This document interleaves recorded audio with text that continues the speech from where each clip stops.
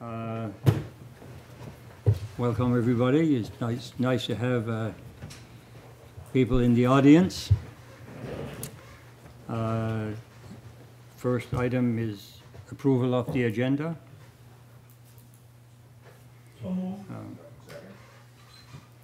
And on that, I'd like to add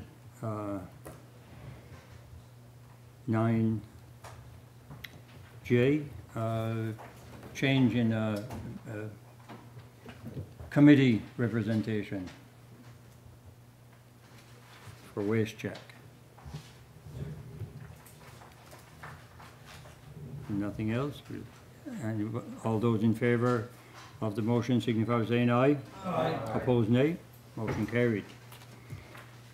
Conflict of interest declaration. Does anybody around the table have a conflict of interest with anything on the agenda?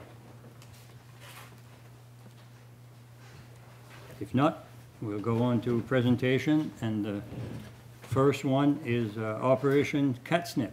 Eileen, Coady. 25 pages you're going to read off to us?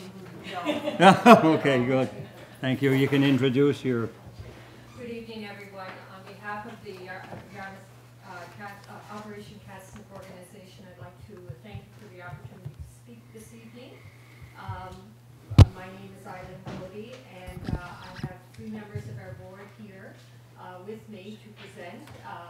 Kathleen Fitzgerald on my right will be doing the PowerPoint presentation, and in the audience we have Frida Perry and Louise Hamilton Delaney, who are also here as part of our board. We realize that your time is valuable and you have a number of things on your agenda, so we will move through our presentation. We do have a packet of information that we will pass out that you can have for future reference and for any deliberation that you might have. And as well, we will answer questions from the councilors after our presentation. And in some cases, it may be one or another of the board who is best able to answer the question. But I am going to pass this over to Kathleen now, and she will begin the PowerPoint. Thank you.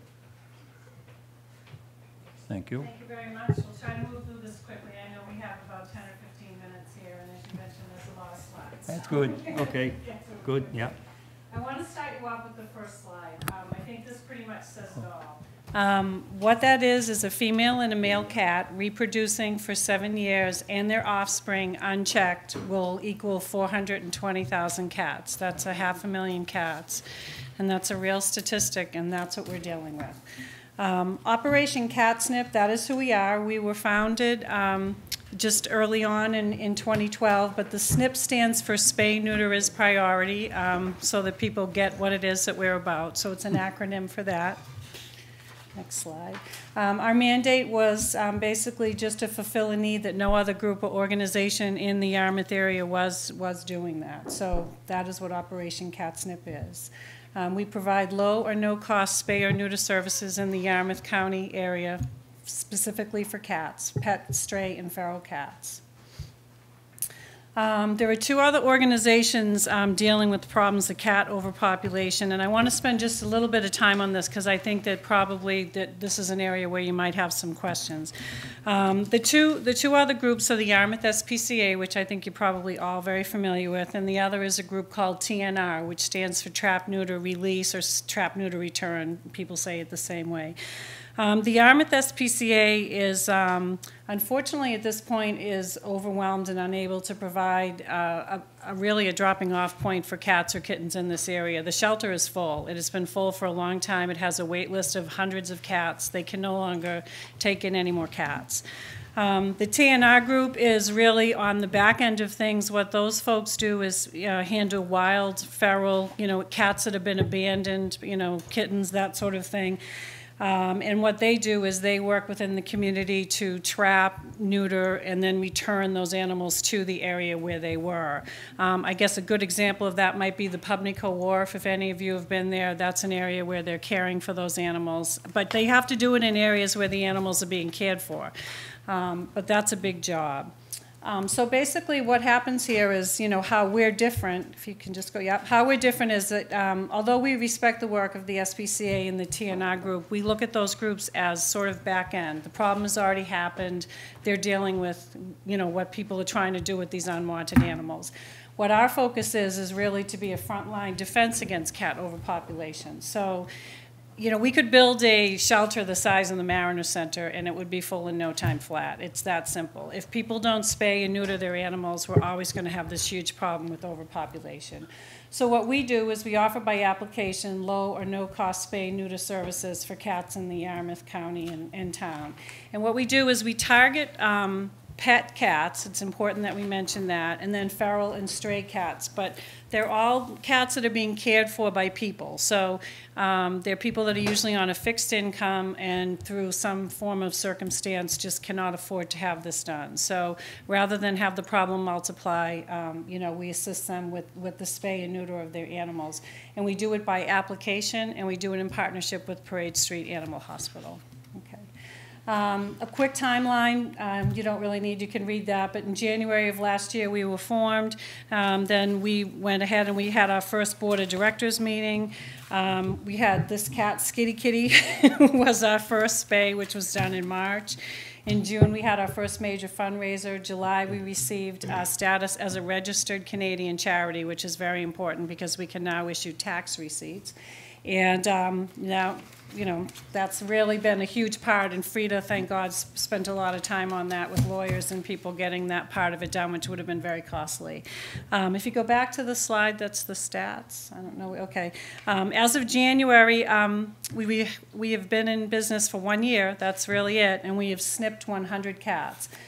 63 of those are females and 37 are males, and females obviously, like in most other things, are more expensive to do than males.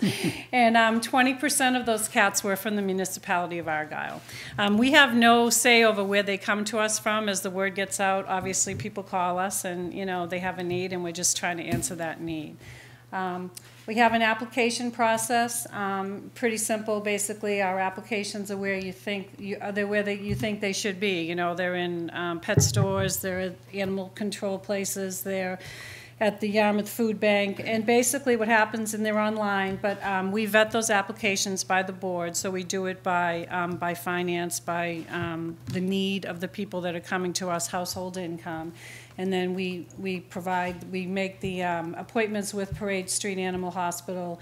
In addition to that, we do have a Facebook site. We do have a website that we're working on, and we also have links all over the place. CJLS has been kind enough to run a banner out on their homepage so people can get to us through a lot of different ways and download applications if they need them.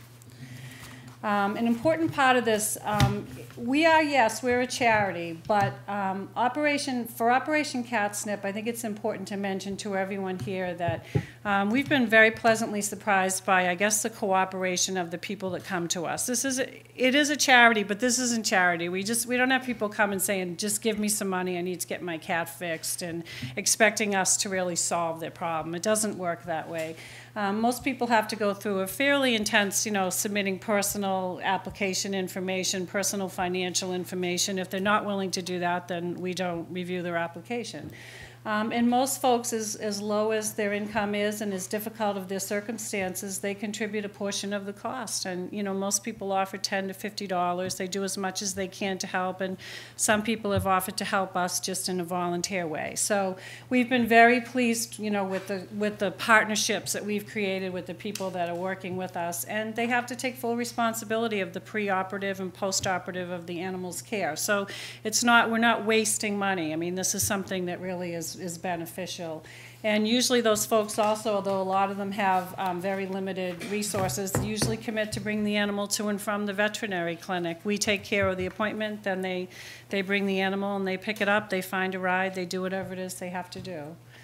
But the need continues.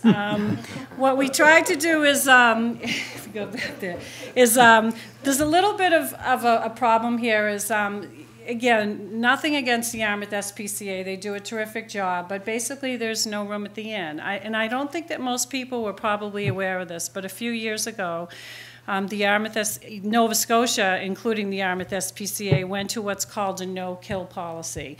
In the past, they used to take animals in, but they euthanized for space. They called it culling, but at the end of the day, it was euthanizing for space.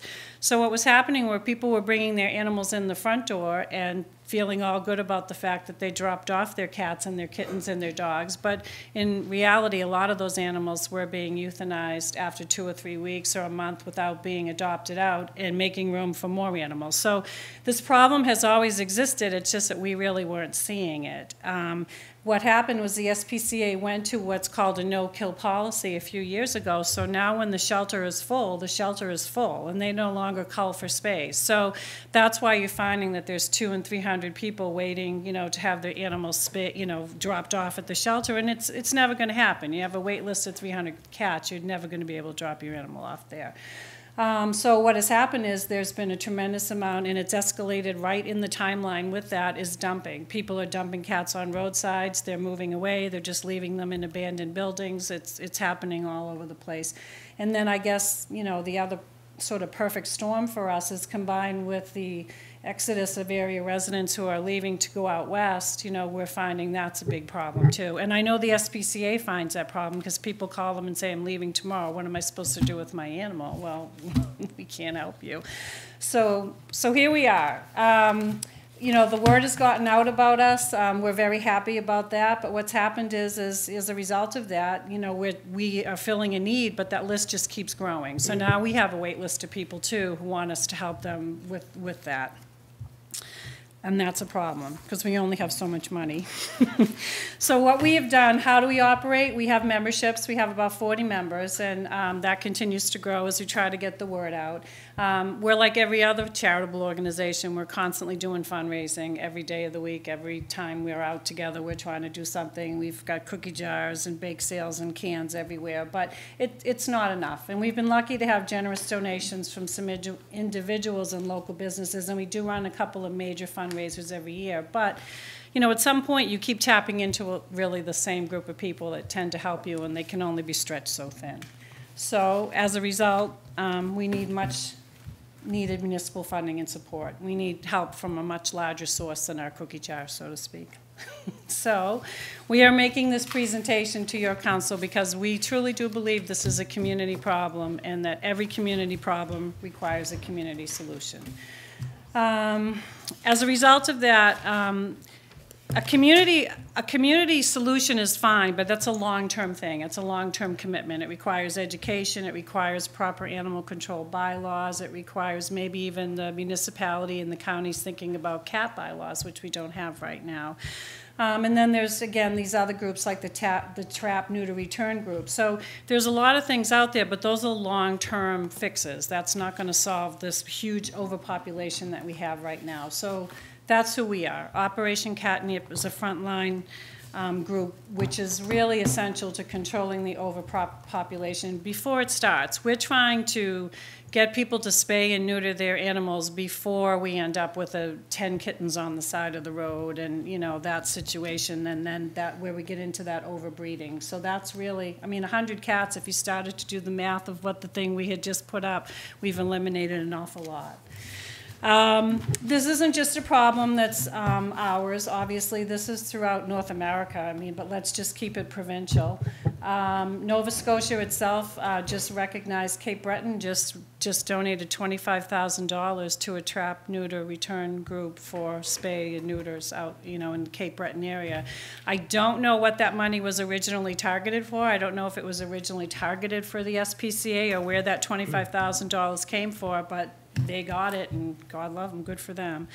The other is Tuxedo Stan. I just bring him up because I think everyone heard about him. It was a little bit of a joke, but it was really, in the Halifax metro area to bring attention to the plight of homeless cats and that whole problem that happened up in Halifax. And I just sort of interject here, when we first started this group, actually Feeder and I met with the woman that started the Halifax group, the one who named Tuxedo Stan and did all that.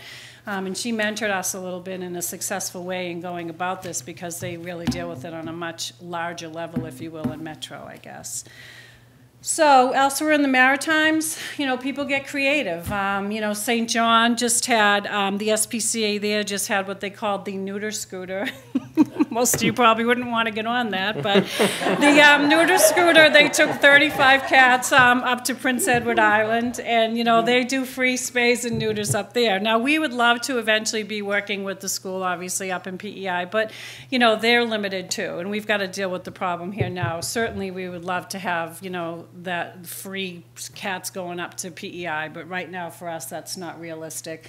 And then there is about a documentary about to come out, I think in May or June of this year. A woman in the Halifax metro area is doing an independent film focusing on this, and she actually came down and interviewed our group and a few people in the Yarmouth area. So that plight's going to be brought to even bigger attention, you know, when that movie comes out. So I sort of make you aware of that.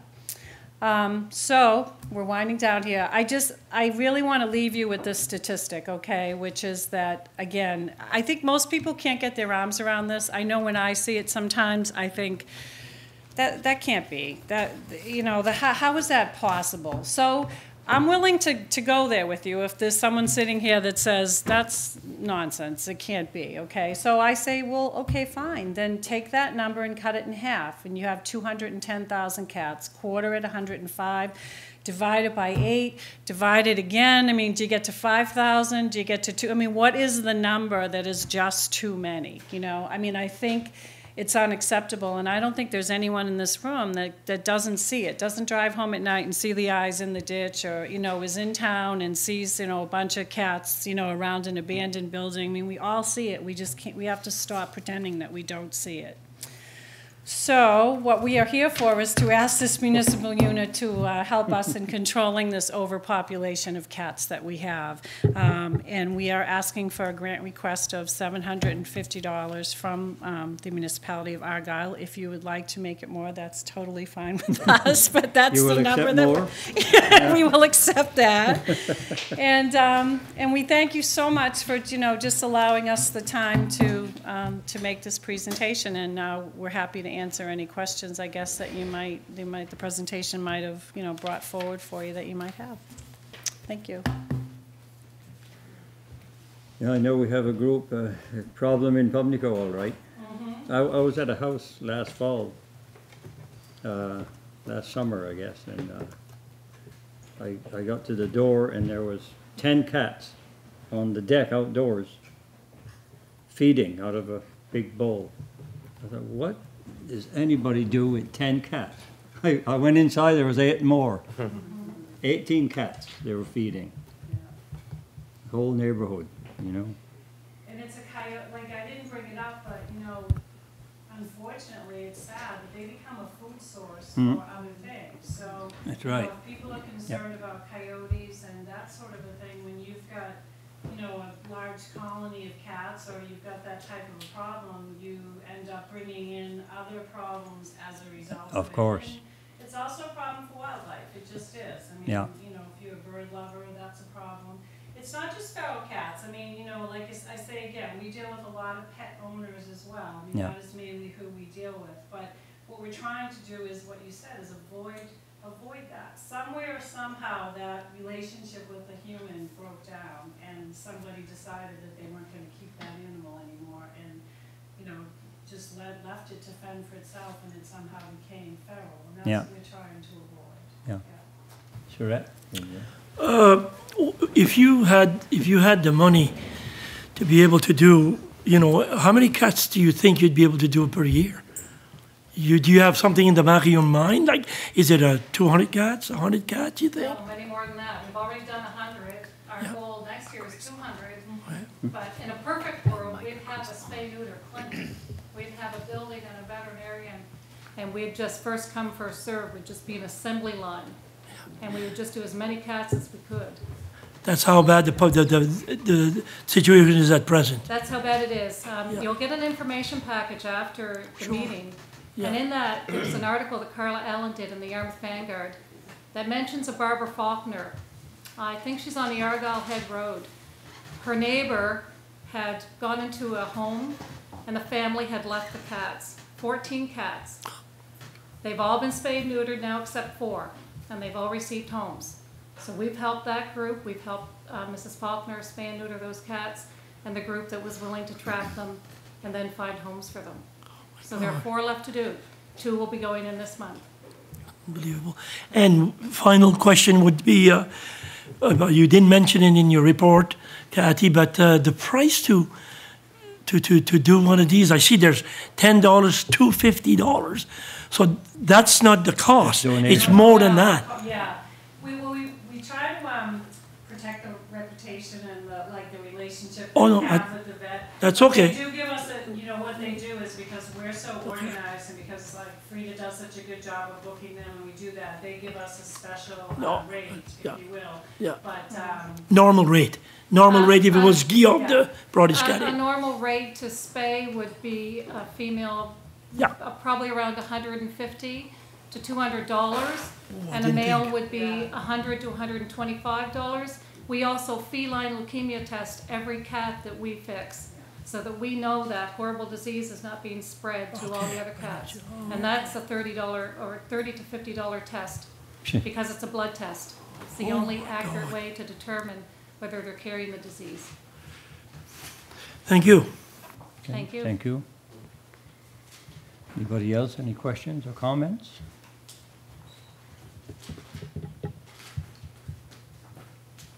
Won't have to do ours, they're already done. Good man.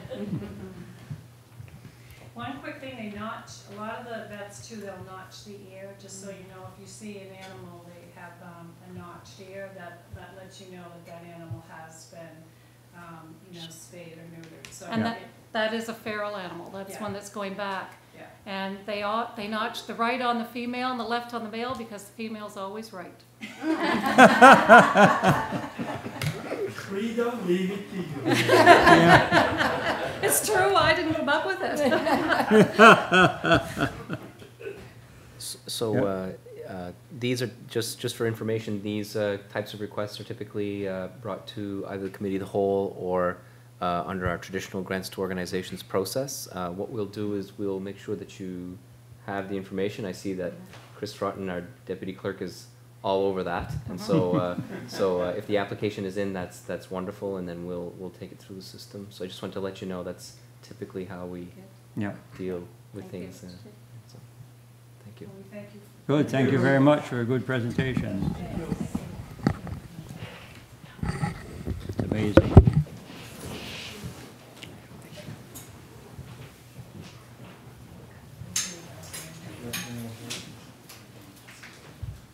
All right, we'll go on to the second presentation now.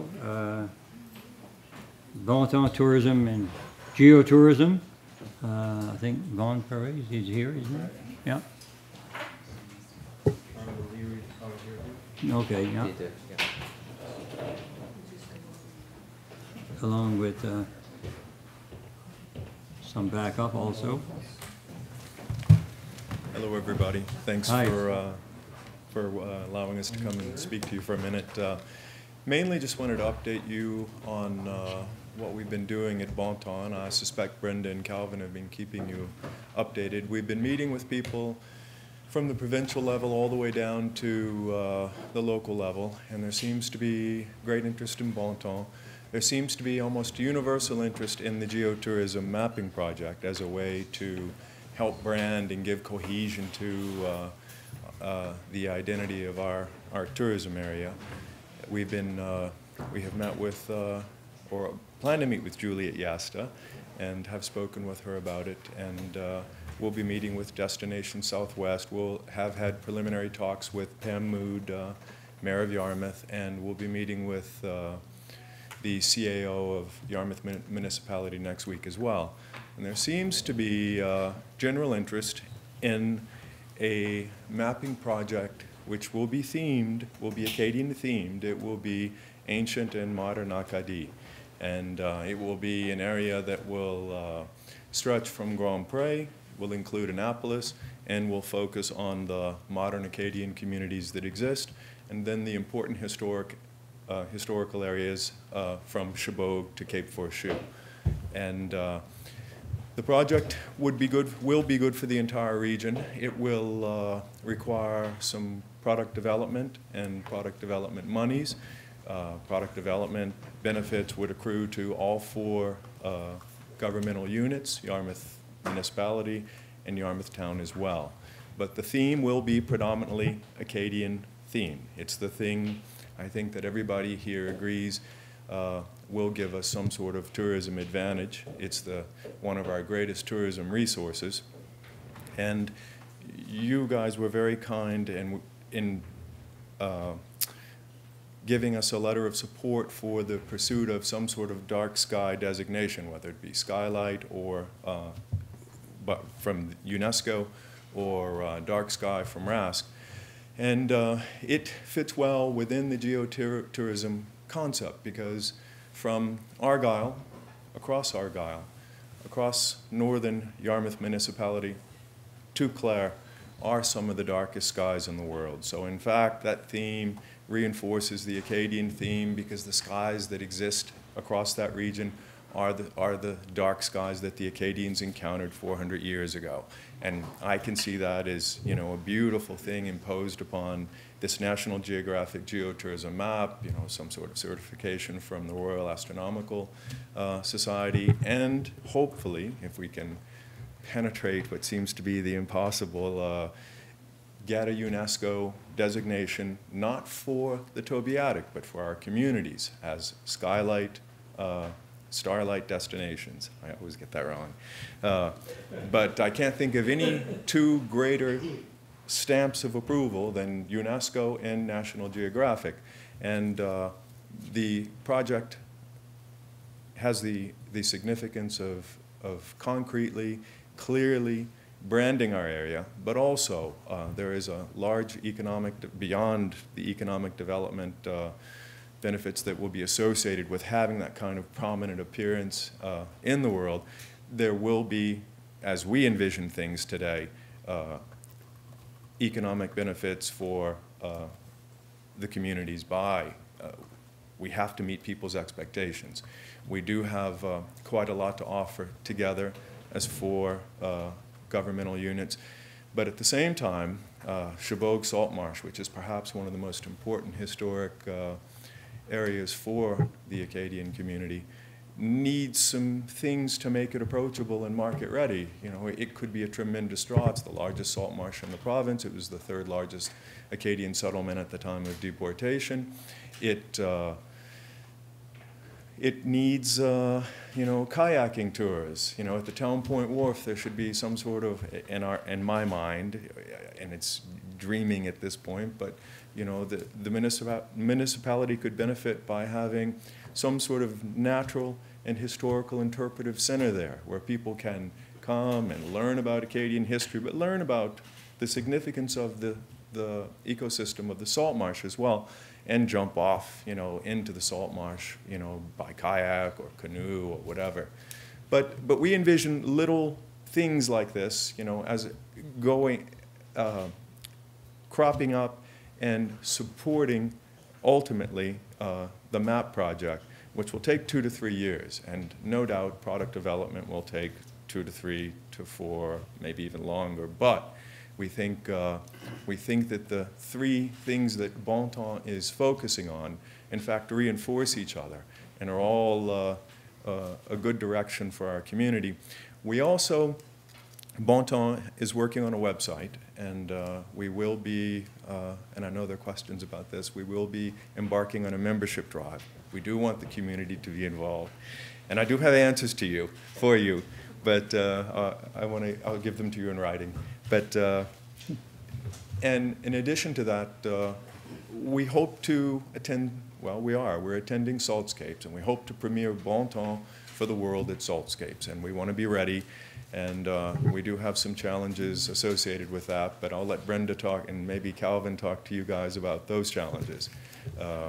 But I think we believe that things are going well. I've had talks with with people in other areas about what we've done and how quickly we've been able to do something so simple. It seems so simple to arrive upon a name, and 10 years later I can tell you that there are communities that have yet to agree upon a name for their tourism branding strategy.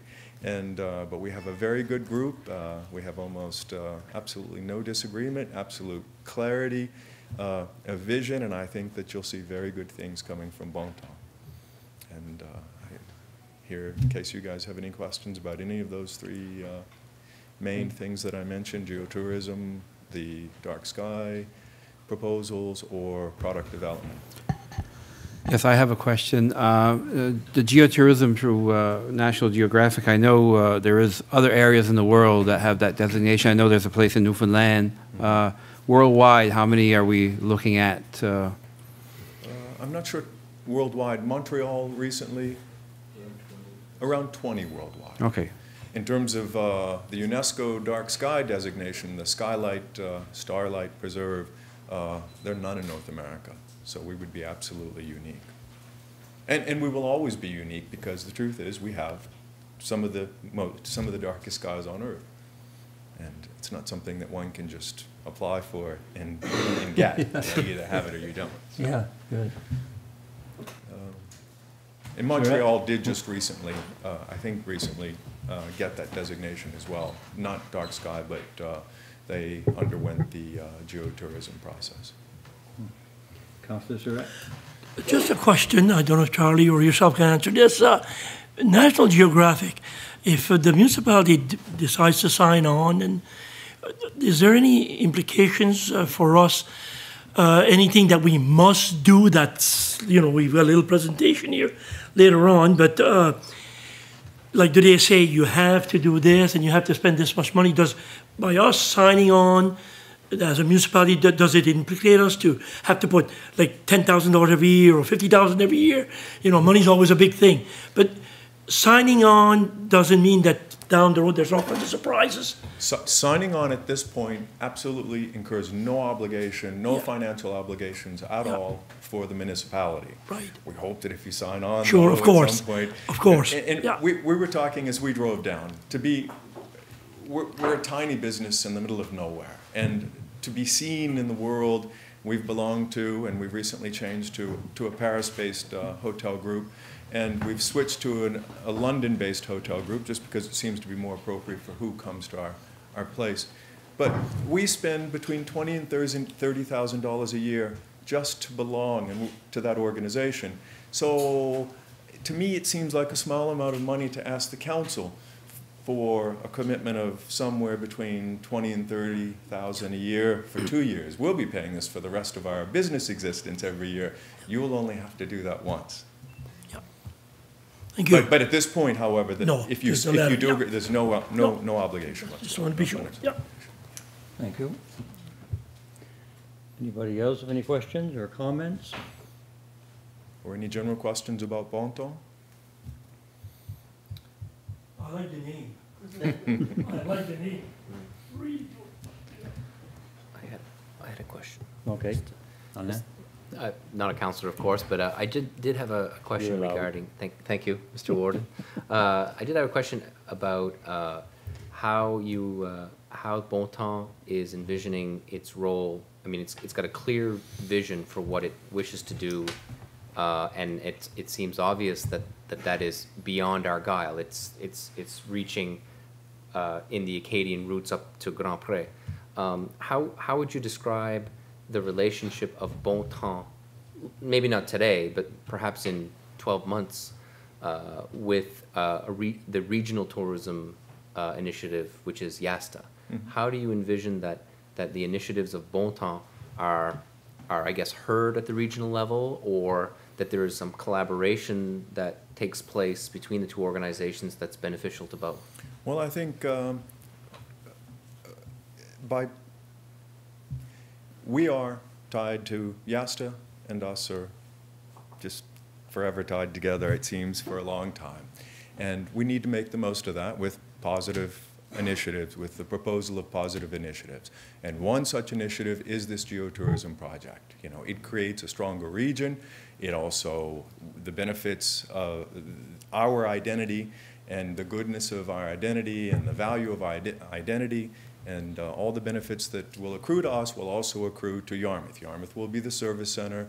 Hopefully we can help the municipality of Yarmouth develop a little bit more, but Argyll hopes to be a positive player in the development of initiatives that are, first of all, good for Argyll, but also always good for our community, and our community is bigger than Argyll, but our first commitment is to Argyll. Thank you very much. Good. It's okay. Okay. Well, if there's no other questions or comments, thank you very much. A good You're welcome. presentation. Thank you. On, and we'll be talking. So, Mr. Warden, Yeah. you may wish to, you could do one of two things here. I recognize we approved Yeah. the agenda. In light of the information, we could either just stick with the agenda as here, or I guess the other option would be to get into potentially the geotourism request for decision now.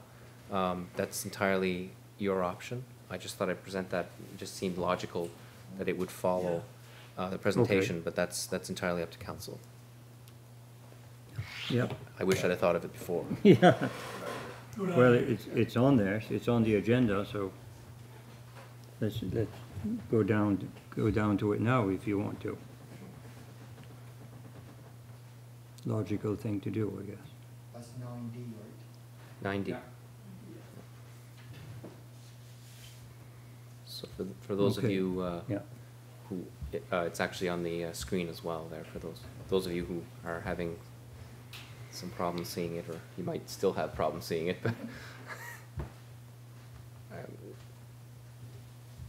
so Okay, yeah. So this is the actual Yeah. request for the geotourism Yeah. project. Council has received the information last week in terms of what's required for the geotourism charter. Mhm. And I guess Brenda has prepared this, Community Development Officer has prepared this on staff's behalf, and the recommendation, excuse me, recommendation is essentially, should council agree that there's a potential in this initiative, then signing the charter would be the logical next step. Yeah, okay. I'd like to, Yeah. I'd like to move that we go with hold on here, I'll read it in a minute. National Geographic Society, that we sign the charter, and to agree to this, I don't know if you call it the binding, or to agree to the charter. We support the project. And it may, of course, it may ask for financial support down the road, but at this point, what we'd be doing, be signing the charter and say that we support the project. You make that a motion? I do make that a motion, I'm Yeah. sorry, yes. Okay. Do we have a seconder? Councillor Donaldson. Councilor, seconded. Any more discussion, or? I just think this is a no-brainer, and I think it's a good idea at this point. Whatever we can do for Argyll and the communities is again, it's a no-brainer, and we should tap on anything we can, and especially where it may bring more tourism in the area. It may help the businesses that do lodge or restaurants or gas stations or whatever. I think it's a great idea, and we should move on this. Okay. You ready for the question? Yes. Well, I was going to stay out of the discussion because I am a member of Vaughan and I am a tourism operator. But since Councillor Perret did mention gas stations, I guess you know how I feel about the project. I think it's a great opportunity for Argyll, for the area, something that can really, literally put us on the map. So. Okay. Thank you. Ready for the question? All those in favor signify by saying aye. Aye. Aye. Opposed, nay. Motion carried. Thank you. Thank you very much. Next item, adoption of minutes. Regular council meeting, January the 8th, 2013. moved and seconded to adopt the minutes of January the 8th. All those in favor signify by saying aye. Opposed, nay. Motion carried. Committee of the Whole meeting of January 29th. Yes. There's a couple of errors that I picked in those minutes. Maybe I can point them out. Yes. If you go to, let me open them up here. Committee of the Whole? These are the one Committee of the Whole. Yes. If you go to page 4, you will notice that there is a motion there regarding the Fire Department volunteer banquet. And when you go to the next page, the bon temps is the exact same motion. So there's an error Yes. there. Yep. That's something that was just pasted there or whatever. So that's really not the motion to go with the bon temps. And on all the motions, it says that there were 7 in favor, 0 against, but there were only 6 councillors at the meeting that night. No, we were 7, including the, No, No, there's 2 councillors. there was 2 councillors with regrets, Yep. and we have one that's with no with 2 seats. regrets. We had 2 regrets. With 2 regrets and 1 Yes, yes. and yes. 1 absent. That's correct. Yeah, the Oh, list the- is the there. list is There's there. 6. The list is there's only 6. Yeah. Yeah. So I Yes, just yes. want, You were really mad. I just wanted to point it out. Yeah. That's Those- all. Yeah, it's good, you do it right. Those 2 are definitely errors. Yeah. We can do one of 2 things. We can bring it back. Because there is a motion here that isn't, There's no motion yet. no, I mean, no, Oh. I mean in reference to the motion that was, I guess, copy pasted. You haven't, council hasn't seen the actual motion. So what I would suggest is that you not approve these minutes today and that they're brought to the committee of the whole for Yeah. approval Yeah. with the amendments. The numbers for and against is, I mean, it's a math issue, but I mean, you all know that will be amended and it will be right eventually, but you haven't seen that motion, so I recommend that you not Yeah. approve these minutes today. Agreed. Yeah, Thank you. we'll table those for next, do the, okay. Business arising from the minutes. And I think we have noise bylaw that we've been working on. That's still outstanding. That's been delayed a bit with the transition of staff, but I'm assured by the Department of Public Works that is a priority and that they'll be looking at some of the model bylaws that are out there. Yes. We should have a draft. I haven't been given a definitive date, but very soon that will be something that we brought to the attention of council. One of the items that our Director of Public Works did mention is the fact that in light of some of these policy changes that are coming in, it might not be a bad idea to create a subcommittee of council to address any and all policy changes and bylaw changes. So the subcommittee would then establish priority around some of the changes and direct staff to bring those amendments in that order. And the subcommittee can then give some advice to staff in order to make sure that staff is actually acting in the interests of council, or at least in this case, a subcommittee of council. Yeah. At times, it's not always evident some of the direction that you wish to go in, because there's a lot of there's one thing to create a policy or bylaw, but there's often a variety of ways that they can be drafted. Yeah. So we do have access to a lot of model bylaws, which is very helpful. But I think the subcommittee would actually be, I don't mean for the noise bylaw, I mean for the future, to establish a subcommittee that would meet quarterly and address this would not be a bad idea. So it's just something for you to consider as council. I don't need a decision on that today, but I think it's a very good suggestion on his part. I think so, yeah. So that's still outstanding, but I expect, I'm hopeful that a draft will be presented to you for the committee of the Okay. whole at the end of the month. All right. Another item is the 77 School Street property. Still no word on that appraisal. Okay, we're not ready for that. And municipal boundary review. We are still working on some population figures. We're having some difficulty with some of the community count information that we have. We have a lot more detailed information, but we're we're having to align that with the existing boundaries. So Yes. I fully expect that again will be Yeah. committee of the whole. Okay, In fact, good. we'll commit very strongly to do that for Yeah. committee of the whole. So recognize time. Time isn't of the essence right now, but No. it could potentially be if it continues to be deferred. Yeah. All right, and the volunteer fire department banquet.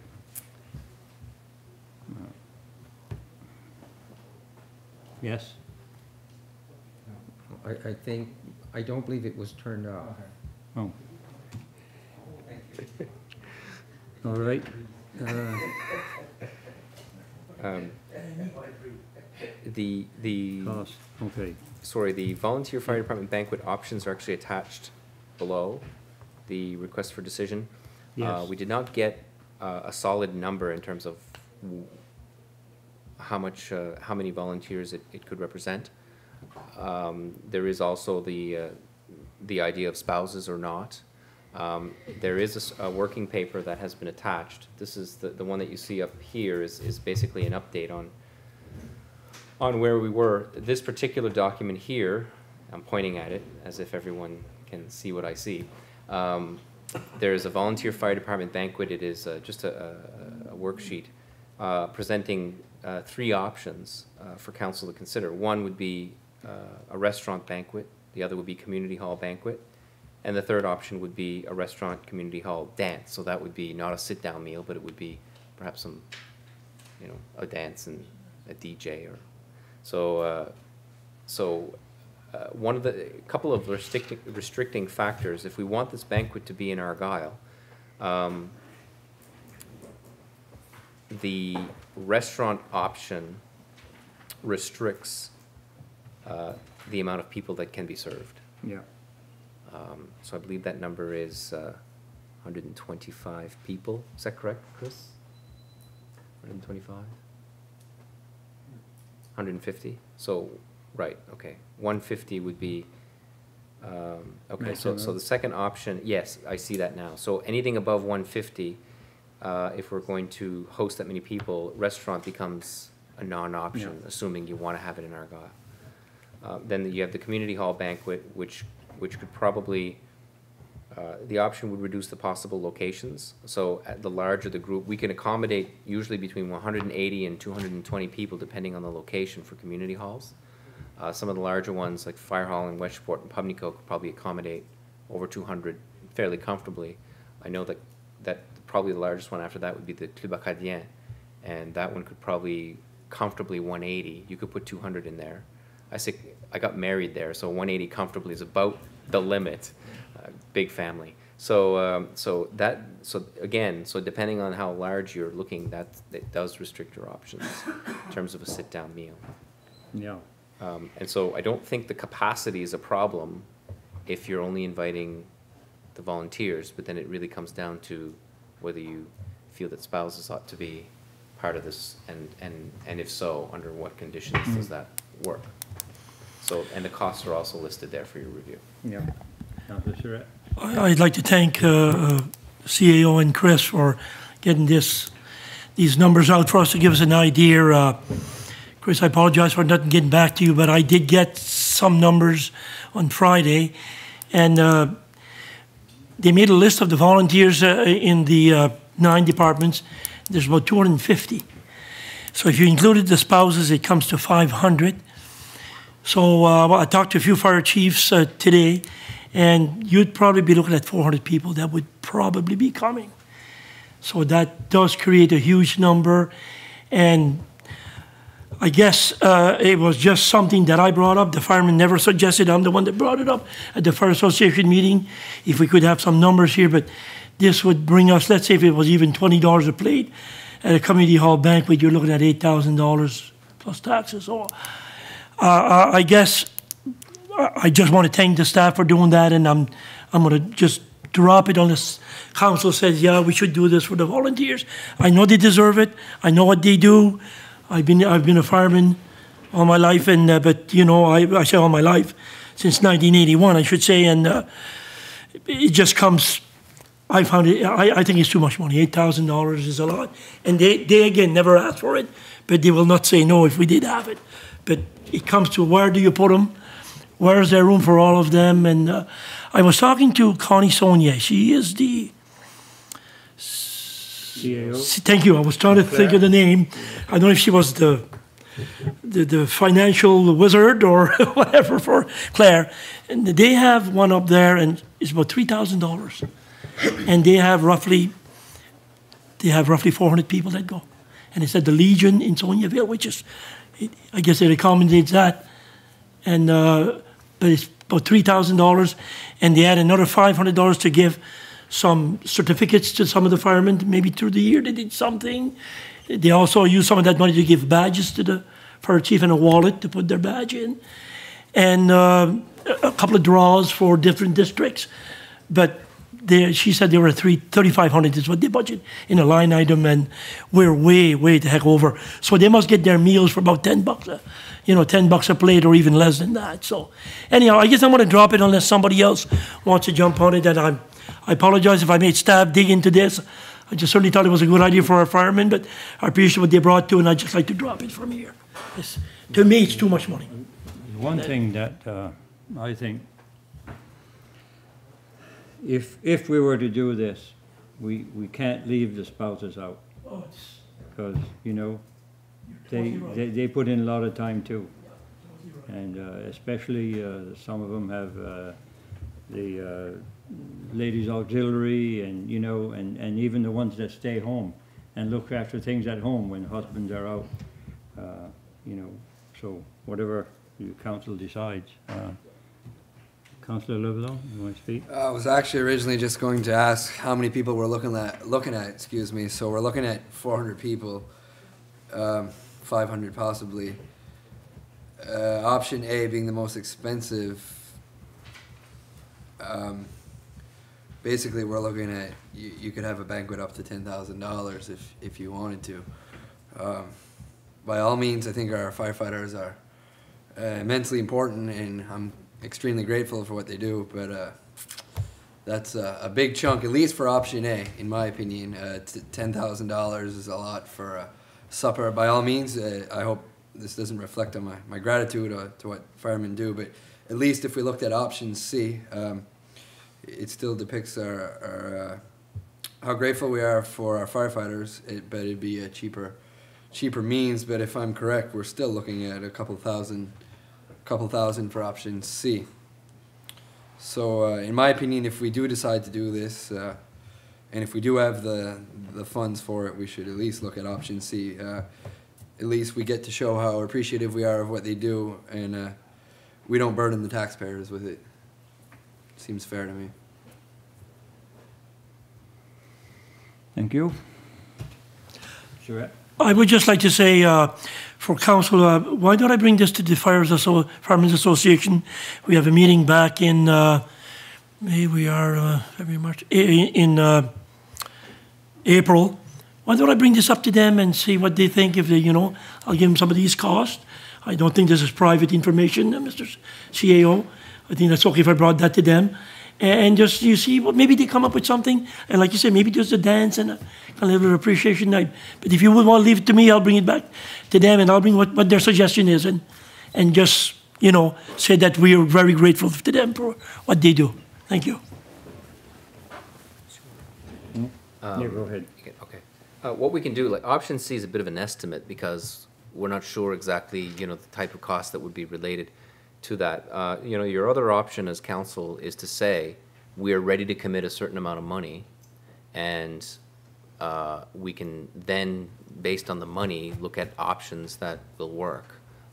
So I can picture, if you have 400 people, that really restricts where you can do it, but perhaps it suggests that there's an outdoor venue that could be accommodating to that. I mean, there might be a certain, we can be imaginative around that. I mean, I think, the municipality of Clare budget of $3,500, it doesn't sound particularly unreasonable. If you take $3,500 and you divide it by 400, that's $8.75 per volunteer. So, depending on your perspective, that's either a lot or a little. And so I guess, you know, what staff can also do if you wish, but I mean, I think what we'd like to see is if council is interested in pursuing this, I think we'd like to get that we'd at least get that direction, that if that's an interest of council, now we have more information. So if you wish us to kind of pursue an option C style, and then the only concern I'd have is that if you go to the fire committee and you don't have the commitment from council, you could set an expectation that wouldn't be met potentially. So I think you want to take a look at this before you go to the committee, I would suspect. No. I was talking to one of the fire chiefs, and he put, just for council to know, he said, you know, there's 3 or 4 places that do have a banquet, and he said, even if you could help us defer some of the costs, you know, out of the 9, there's 4 that have banquets, and even if you could, you know, help us defer some of the costs, and maybe with a budget line item that says, if you do have a banquet for your volunteers to show your appreciation in your own district, hey, we do have a few dollars that we can help you with.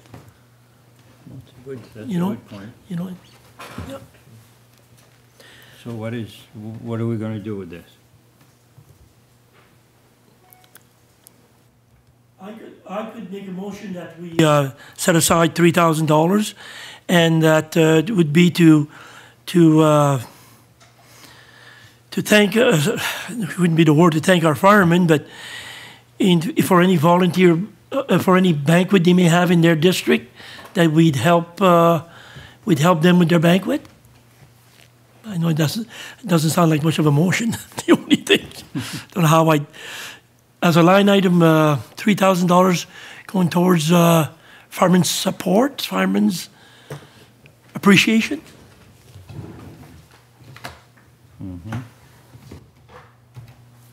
The only problem I have with that is it's not all the fire departments that have a banquet, and you wouldn't want to, you know, unfairly give to one and not the other, right? So, you know, I'm kind of grappling with that scenario, while, you know, something for the whole group of, you know, the 9, is there? 9 volunteer fire departments together. Well, at least everybody gets the same kick at the can, you know, so, thank you. We have a motion on the floor. Do we have a seconder? I'd like to take that motion off. At the moment. No motion, there's no seconder, there's no motion. No, sorry, I'll agree. Huh? Okay. Kathy, did you want I to speak? just wanted to make a comment. If we can't find a place to put all these people, it's a lot of people, we could have like an outdoor event for these firemen. We have a tent that we could use and have like an afternoon, a fun day or something like that for the firemen and their spouses, and they could go there. We could maybe have some little entertainment or something like that. I don't know how much that would cost. It's just an idea. We could, yeah, you could have finger food or something like that. Even have people there, different organizations that go there and sell stuff. Say they cook mussels or something like that, and $1 a pound or whatever. It's just an idea. It would be just a fun day or something like that, instead of having a sit-down meal, and it could be an all-day event or an afternoon. Mm-hmm. Thank you. We could call it Fireman's Day. Deputy Warden? You know, obviously, I think we know this is important, and we obviously want to do something for them. Just right now, I'm not personally clear on what direction. Maybe we should kind of just, you know, work on it, and Guy, maybe you can go back to the association and ask them. Maybe they'll have ideals, and then you can come back and we can have this discussion again, and you know, with a little bit more clarity. Thank you. Makes sense. Councilor Muse? Those were my comments. They Okay. were looked after. Detail, okay. Thank you. So we leave it at that, and we'll work on it. We'll Thank you. have to come up with some. Okay, thank you. What? There actually is a Fireman's Appreciation Day. I forget what the day is, but there is actually a day in Yes. the year that is set aside for that. So, Yeah. Okay. Next item on the agenda is Warden's report.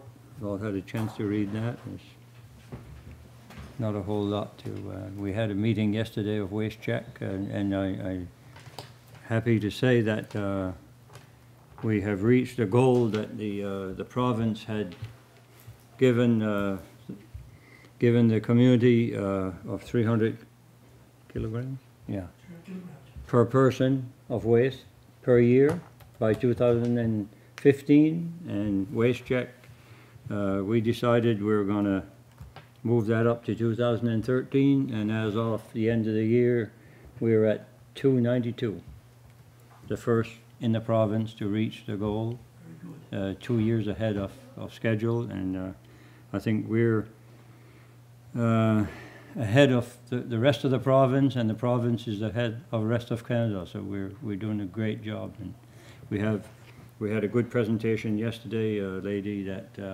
made a presentation. She's working with the wharves and all that. She was down, she had a video, and I know she was down at Pubnico, and Junior's picture on the screen.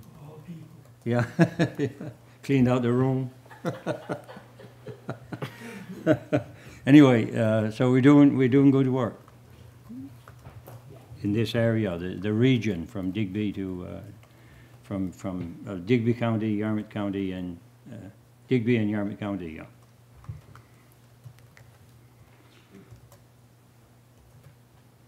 Come on. There you go. I'm back. Councilor's report. Anyone of the councilors have a report? Kathy, do you want to speak? I like just to mention, in my community, last week, it was in the paper, we have a person by name of Gary Adams that went into the Willett Road, Oak Park Road is known, and he found a vehicle up in the ditch that went off the bridge, one of the bridges that's in the Oak Park Road, and he saved 3 people's lives, a woman and 2 children. They were in the water. There was water emerging in the vehicle. No? No, I'm just. Oh, okay. Yeah, yeah. And usually he goes in earlier to go cut wood in the woods, and that day he didn't. He's a hero. He saved a woman and 2 children, and I think he should be recognized by the municipality of Argyle.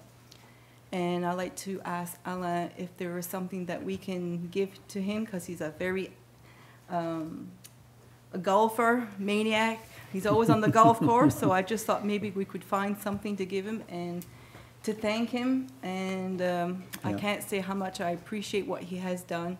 And the whole community is very, very... They were drowning. They would have drowned. He went into the water, I think almost up to his waist. He was very cold. He took them out of the vehicle, and he brought them to his house. And they called 911 to get him. It's amazing. I mean, and I guess the next vehicle that would have gone in Oak Park Road would have been maybe an hour and a half after. So hard to tell what would have happened to these people. Yeah. So it's amazing, and I'd just like to say thank you to Gary Adams for everything he has done. Okay, we'll look into that and I think give him I think the right thing to do is to make sure the recreation department's made aware that, perhaps there's a little something that can be done there. I think that that's not outside the realm of possibility. Recreation often does provide recreation supplies, etc., to the community. So I think that should be fairly easy. Mm-hmm. We could go even further, and usually the province has. Province is always looking for. Yeah, I don't know if Gary would like that, but. Give it to him anyway. Yeah, he that's deserves right. it. Oh yes, definitely. Yeah. Thank you for that, Kathy. We'll definitely look into that. Yeah. Anybody has a report? Councilor? No. This is Calvin's old one, isn't it? Yeah. I was just, and to your point, there is it called Governor General's Award and an Order of Canada Award? And there's people that receive these for far less than what he's done, so there must be somebody you can contact to find out the proper procedure to forwarding this name and describing what happened. Yeah, I think if we contact our MLA, he could give us the information we need. So I think it should go far beyond just a little municipal Oh, recognition. yes, that's what I'm saying, yeah, good. Thank you for Thank that, you. Richard. Yes? Thank you, Mr. Warden. Just for your council's information, and item 10A, there is the Order of Nova Scotia information and application form. If you'd like to see that, that is an option. Yeah, I know, I'm not sure that fits the criteria, but they do have something that's more elaborate than that, I think, that they do once in a while for heroes, like, you know. But anyway, that's a good suggestion, yeah. Thank you. Perret? Just something to pass along, that we had a meeting last Wednesday and for the Yarmouth County Solid Waste Park. And Skoka Recycling has refused to accept any blue bags from businesses that bring their own. So in other words, the haulers haul blue bags, haul our garbage at our doors. Businesses normally has a hauler, and you pay the hauler to bring your blue bags, recyclables. Or you can, if you want to try to save money, those that are a little more frugal, they'll bring their own. Well, all of a sudden last week, I think it was Monday, all of a sudden people started arriving there, no more blue bags. They weren't accepted at the airport, at the Skoka recycling facility. So that at our meeting we addressed the issue, and we've in the interim what we've done is that the as you call the landfill, the transfer station, or the transfer station, it would be called the dump. We used to call it, but it's the transfer station. What we've done, we've made room with a dumpster to put the blue bags in the dumpster there, but it's for a place to put it, not because we're going to put it in the dump. So when these people come in, they can have a place to bring it, so they're not gathering around their businesses. After our meeting we had Wednesday, I got a hold of the manager of Skoka Recycling out in Hansport, and the 3 CAOs, the waste park manager and myself are meeting at 1 o'clock on Thursday with the gentleman to try to resolve this issue, which has created quite a bit of headaches for a lot of people. So just to let you know that we're on the same page, that we're looking at it, where we come from here. We hope to be able to resolve this. We don't know what's going to happen, but we are certainly going to look at if we can't get it resolved in a good manner. So just to let you know what's going on there. Thank you. Yeah. Deputy Warden? Thank you, Warden Dothram. Month of January was an extremely busy month for myself. Don't really know where to start, but I will start with the airport, the Yarmouth International Airport Corporation, where we've been working on a vision and a mission statement, kind of what the municipality's been going through. So that's been a good exercise to kind of pinpoint us and give us some direction for the next few years. So, thank you. Thank you. Councilor Muse. Just to say that I'm on the MCAP committee, and John and I on tomorrow will be attending a conference on MCAP in Annapolis, and as you know, the terms of reference have been approved, so that is going to be started. We have a schedule to follow, and that is going to be starting as of now. And that's the first step. We're going to that conference to see exactly what's going on with that, or to get some direction. So we're leaving tomorrow. NCAP is? The climate change. Yeah. Adaptation.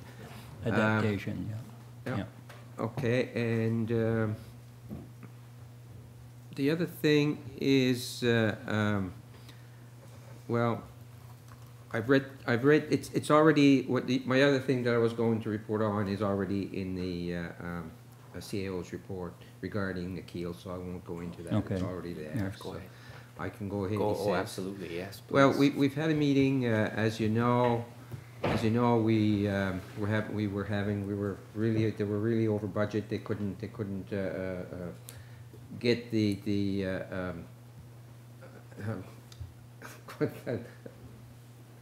what's the word I'm looking for? The expansion, right? Yeah. Well, they've come up with a plan now, and it's, and I think I reported that before, it's an as-built, or not as-built, design build plan. That's been approved. It just has to go now for the approval of Department of Health, I guess. And from there, it will be distributed, trying to find some contractors who are willing to or are able to give us an expansion with the money that we have to work with. Okay, so that has been approved. So with that, we're just going to wait and see what happens. Hopefully, we'll be able to get something out of that. Other than that, I think, again, I've attended a lot of meetings in January, but... Announcement yesterday? An announcement yesterday, right. Announcement yesterday, Sterling Bellevaux was at the Grand on behalf of Percy Paris, and he has, they have I guess I say donated, but they have committed. Yeah. Committed. They haven't donated yet, but it's $350,000. Maybe you've already heard that on the news, but $350,000 to the Grand, and $150,000 to the junior, the World Juniors that are coming back in 2013. I mean that tournament that is just tremendous. The benefits that are reaped from that in the area. I mean, they were saying the province received about gained about $4 million, and out of that, a little over $2 million was directly in the Yarmouth area. Yeah. From the last one, and we must have made quite an impression with that, because this is the first time apparently that it's been in the same place back to back. They usually don't come back, but I know they were very impressed with the results here of that tournament that was held here in Yarmouth. The volunteers, you know, just everything worked so well, and they were very impressed. So anyway, that's why the government's doing that for sure. I mean, they know that it's a great event for sure. We've gained a reputation. We certainly have gained a reputation, and everything we can do in that respect is definitely an asset to us, because that's what we got to do. We have to promote ourselves, and you can't promote yourself better than having people come in and seeing firsthand what it's like, and everybody was very. I mean, the scouts, they said they'd never seen a tournament attended in that capacity at any of these tournaments. He says you go to Toronto, and if you've got 200 people watching these games, you're doing good. And here, every game was packed. So, but I won't keep going on that. See what?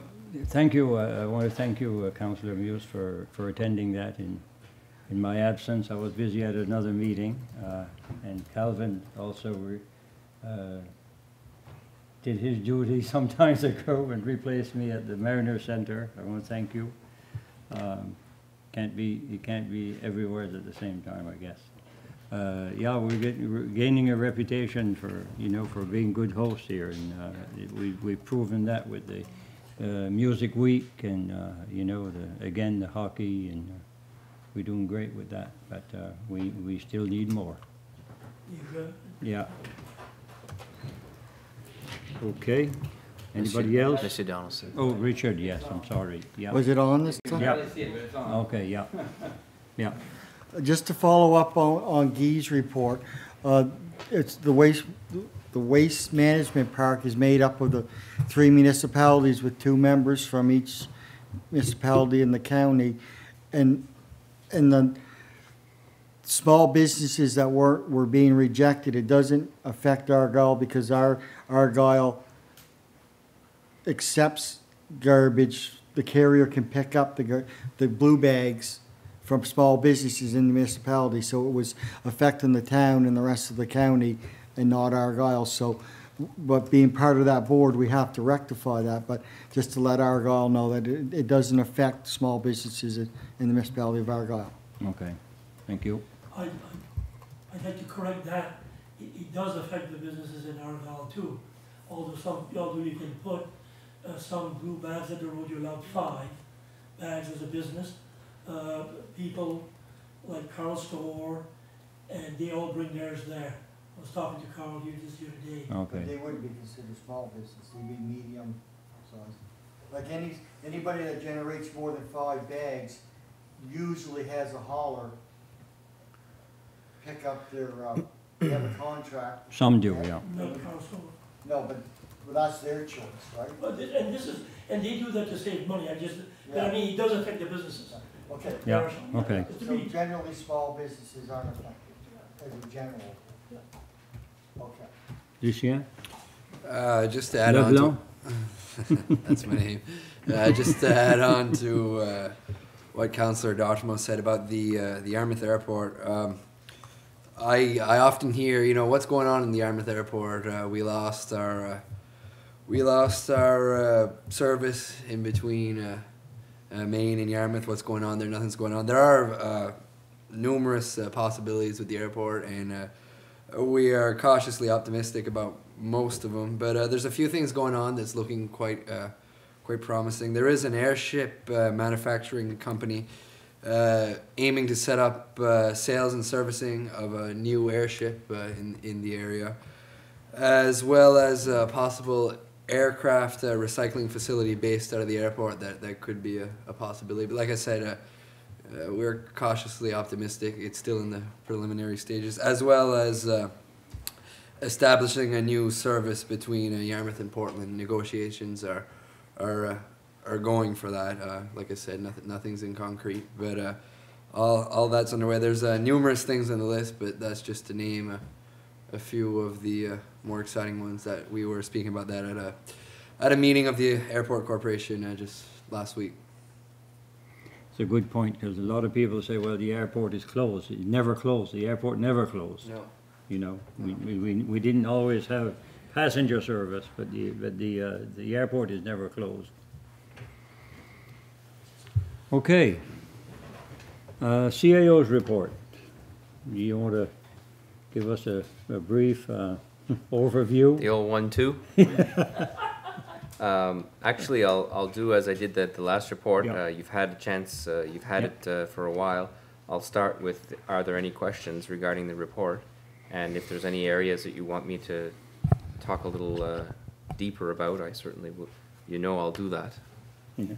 But I won't do it I won't do it automatically, as I've done in the past.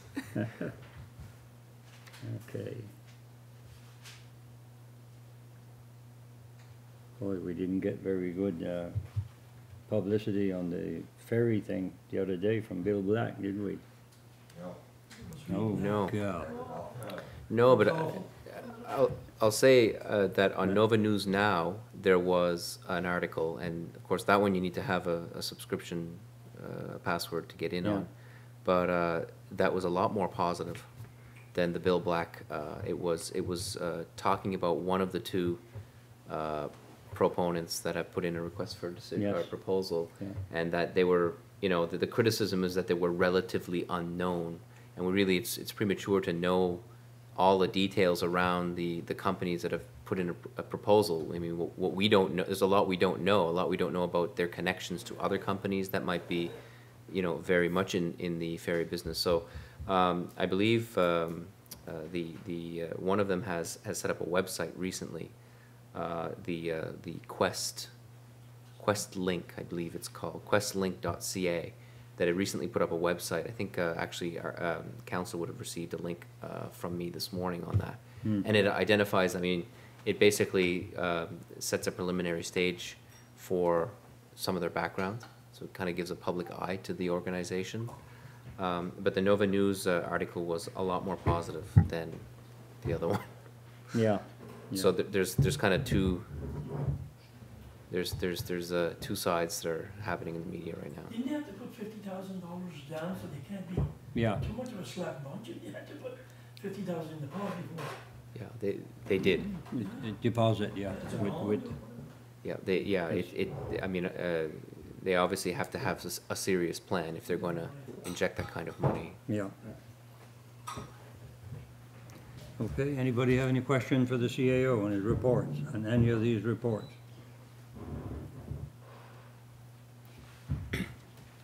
I'll just remind council that next week, myself and Brenda Lagrandeur and Dr. Dion will be traveling to Sherbrooke Thursday for a meal on Friday and back on Saturday. The provincial government, it's financed through the provincial government for the meal for the students in Sherbrooke.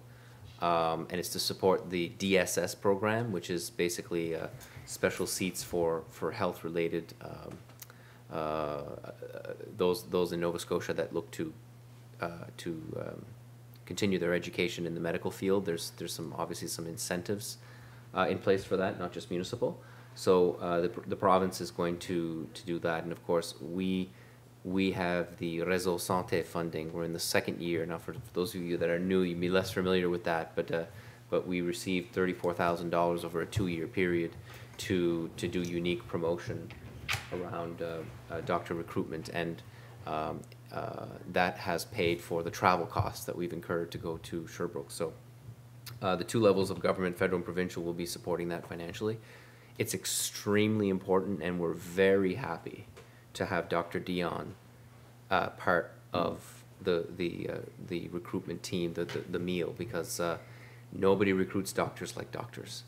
And you know, we can sit there and say how beautiful Argyle is and the quality of life, but ultimately a doctor's training to be a doctor and wants to know about the practice. So you know, they're students still. They have a lot of questions about how it is to run a business, how it is to be in rural Nova Scotia, southwest Nova Scotia, and only a doctor in rural practice can really answer those questions effectively. And we saw last year how impressive that communication is between a young doctor and somebody like Dr. Dion. And I would say we were very impressed with Dr. Dion, but I suspect we'd be also impressed with other doctors. I certainly would like to thank her, but for actually taking the effort. But there are other doctors that do the same thing, and there are a tremendous amount of doctors that we don't know that are in the hospital or operating their practices and constantly training some of these medical students to be. There are a small group of doctors in Yarmouth County that almost always have a student. And as you can well imagine, for the doctors that are on fee-for-service, they get paid by the patient. They're not paid a salary. A lot of them are not paid a salary. So if they're slower seeing patients, they're making less money. And they're slower seeing patients if they have students. That's just the way They do it in their own time. And they do it on their own basically. time. Yeah. And they do that, and it's a contribution that we don't see. And that it has very, very positive ramifications around a doctor that ultimately decides to come to the location. What was our experience during our training? Did we have somebody that was standing next to us and helping us? And if they did, it's generally a positive experience, and that positive experience is almost as important, if not more important, than the financial incentives that you put in place. And it's showing that is extremely important. We have talked about that at the Health Human Resources Committee, which is a committee of mayor, wardens, and DHA staff. So that group actually looks at the recruitment initiatives that are going on at the DHA level. So it was discussed at that meeting. That's not in the CAO's report, but I just wanted to share that with you. I thought that was a very interesting piece, and there is a contribution there that we don't see that we should be thankful for as a community, because if it wasn't there, we may not have as much success in recruitment. We all know how hard that is. So that was shared at the meeting on Monday. Thank you. Okay, well, there's no question for the CAO. We'll go on to other business and for decision. Model Volunteer Community Award, letter of support. You all had a chance to read these attachments. I guess we're putting an application in to be recognized as a community volunteer. If we can't with the Jeu de l'Acadie, we'll never do it. We're gonna toot our own horn. Yeah. So, It should be noted that yes. the, sorry. Go ahead. I apologize. Deputy Warden?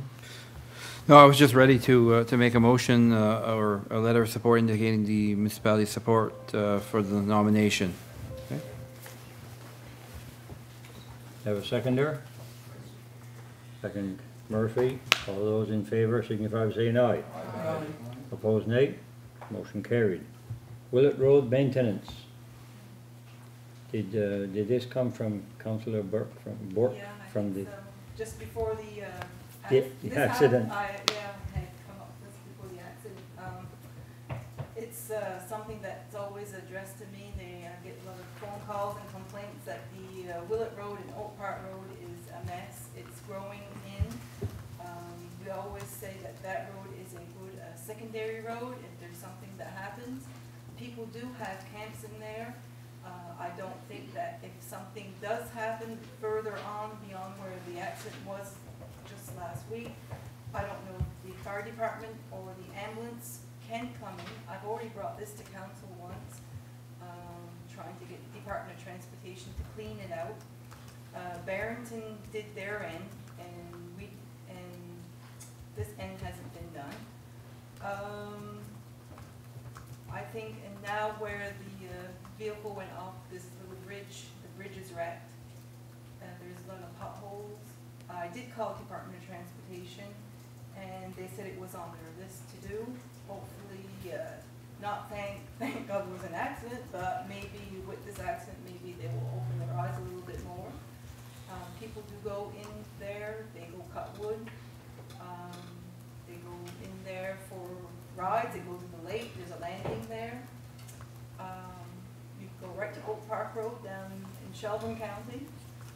So I think this road is important in our municipality to have cleaned out. And I'm hoping that maybe we could send a letter from council to ask Department of Transportation to clean it up. Is that the road that goes to the tower? Is that the same road that comes out to 103 and crosses over to the tower? Well, years ago, you used to be able to go right to Oak Park. Yes, I know, yeah. Okay. So a motion to write a letter to? Yes. Any seconder? Yes, second. Councilor Murphy. All those in favor signify by saying aye. Aye. Opposed, nay. Motion carried. That's the road that the fire hall is on, fire station and the water supply, the water tank. Yeah. EMO Executive Committee, request for decision. Okay. This is something that I think I'm not sure who requested this, but I think it is not local. I mean, it's local, but is this coming from higher up, from Mills or? No, this is ours. Yeah, it's from our EMO committee, our Yes, EMO that's right. coordinator, Okay. Shannon. Yeah. Oh, yeah, right. From a bylaw perspective, we should, municipality of Argyle should have an executive committee that sets priorities for EMO for the year. So as you all know, well, most of you that are on EMO, you will know this, the EMO group is very large. So, I mean, it includes a lot of firemen, which is wonderful because they're the backbone in terms of first response in our community. But in terms of actually generating some hazard analysis, the priorities around perhaps doing specific exercises or specific safety plans around high-risk areas, it would be important for the executive committee to make a decision on behalf of the larger group to guide the EMO coordinator in her process for the year. So This EMO committee could meet after or before an EMO meeting, so it's not necessary, but it'd be strongly encouraged that at least one of the EMO members sit on this committee. There should be 2 councillors on this committee, because it really does, you're really giving direction to the coordinator to present a plan to the whole of the EMO committee. So for example, one of the priorities last year was to establish a plan for the flooding in Quinnen. So that's something that the coordinator worked on, and of course that flowed with the, the purchase of a John boat and other priorities. Well, there are other priorities of safety in the region, and so we'd like to be able to coordinate that, be very clear around what is expected from the coordinator and related staff. So we think that this committee will be a smaller group, will be effective in making that decision, or I guess setting that direction, and then of course that direction would be approved by the larger group. Our EMO committee now it's a large group. It involves all the fire chiefs from all the fire departments and different organizations, a hospital, all that. And this is not the norm. Most places they have a smaller group, but we're fortunate enough to have people that are interested enough that we do have a large group, and it's wonderful to see, So I think this is a good idea. Suggested membership, as noted, includes a CAO EMO coordinator, warden, and information manager. Suggestion for 2 additional councillors is that they are members of EMO committee. However, this is not necessary. But they like to have 2 councillors.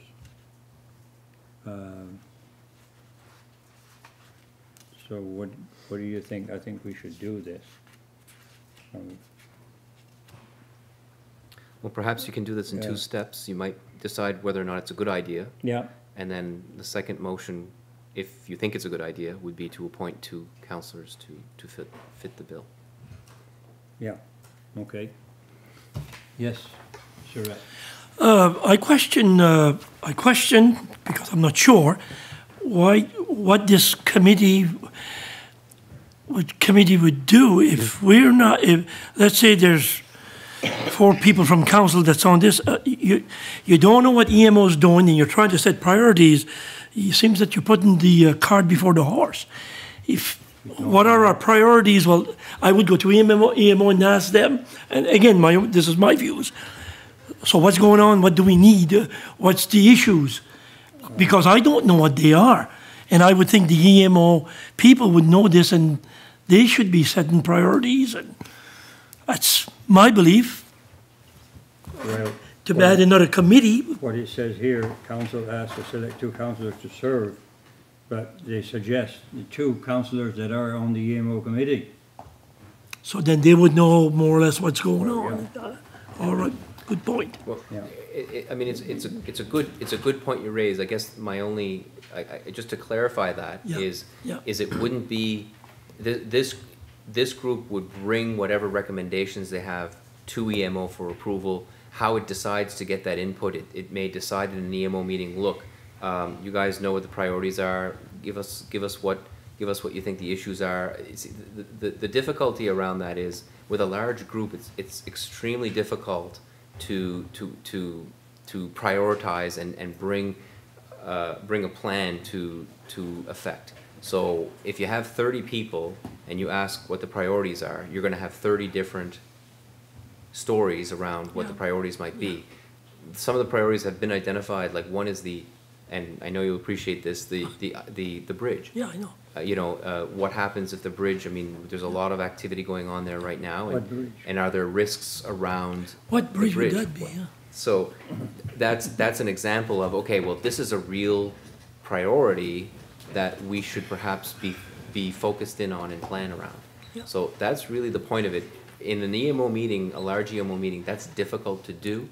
And I think that if you have a smaller group, they come up with 5 or 6 options, and then the EMO committee can then make an effective decision based on not 30 choices, but perhaps 4 or 5 priorities. What I was thinking was, and that's a very good point, but why wouldn't you take their executive and break it down into 5 people, and they would put this and then bring it to the group where they're, and again, I'm not arguing against this committee being set up, I'm just saying, since they're always involved in it, you know, you break theirs, the EMO coordinator, your, I don't know, fire chief leader and secretary, and just, you know, where they would be there.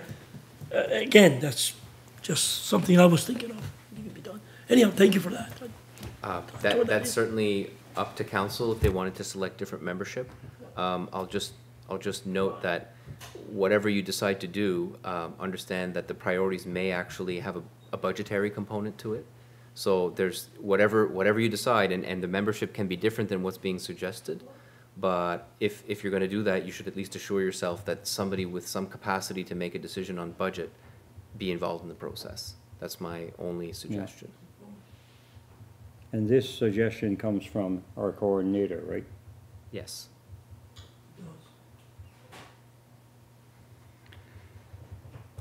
So what is the wish? Councillor Muse. I would say I am on the EMO committee, and I think what CEO Muse just mentioned is definitely an issue when you try to make decisions, and I would go along with this. Now, when you look at the people that, you know, like Councillor Surratt, when you mention who could get together, when you look at who would be on that committee, basically it's the people that you just mentioned. The That's CAO, right. the EMO coordinator, the warden, The you CAO. know, CAO, plus 2 councillors. Now, I'm one of the councillors. And You're one of the Junior. councillors on the Yeah. EMO? Okay. You know, I mean, I wouldn't mind sitting on that committee, being part of the EMO, knowing what's Yeah. going on anyway, or at the meetings. So I think it's a good idea, because it would give you more, a smaller group a real big group is very, very difficult to make any kind of decision, Yeah. because you have so many views and, you know, where I find it might be easier to work knowing what the issues are and having just a smaller group. And I would say that we should probably go with this. It's definitely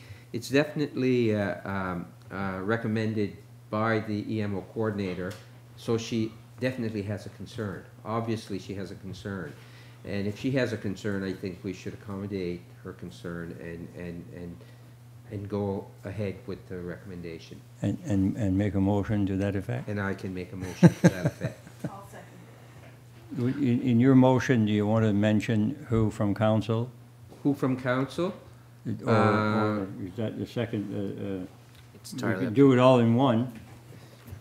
I don't. You mentioned I don't mind- already I who- don't mind doing it. I have no problem sitting on that.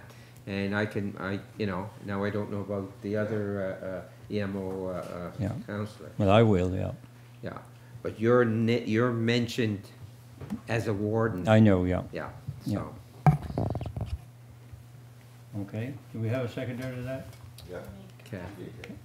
Councillor Burke? Heard the motion. All those in favor signify by saying aye. Aye. Opposed, nay. Motion carried. Community litter cleanup program. Oh. All right. Yes, sir. Oh, if you wanted to speak first, go ahead. I just was letting you know my button was pushed. Oh, okay. I'm gonna speak, I was just gonna It's not speak. bright enough, I couldn't see it, but I was just gonna speak on this next item, but if you've got something to say first, go ahead. Oh, no, go ahead. I've been part of this since the early days, what was it, 2006? I've been always supporting this project. I was instrumental, I would like to think, on convincing councillors to get this going. It's been very successful over the years, so it's no sense to ravel on about its success. So I'm just gonna make the motion that we continue with the program and provide the funding of $12,600 for this upcoming spring and leave the program just as it is. Thank you.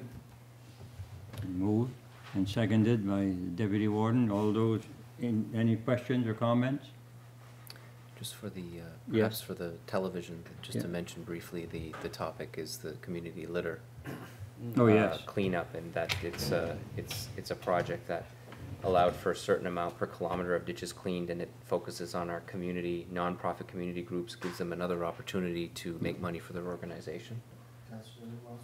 Yeah. All those in favour signify by saying aye. Aye. Opposed, nay. Motion carried. Appointment of John Sullivan as building official.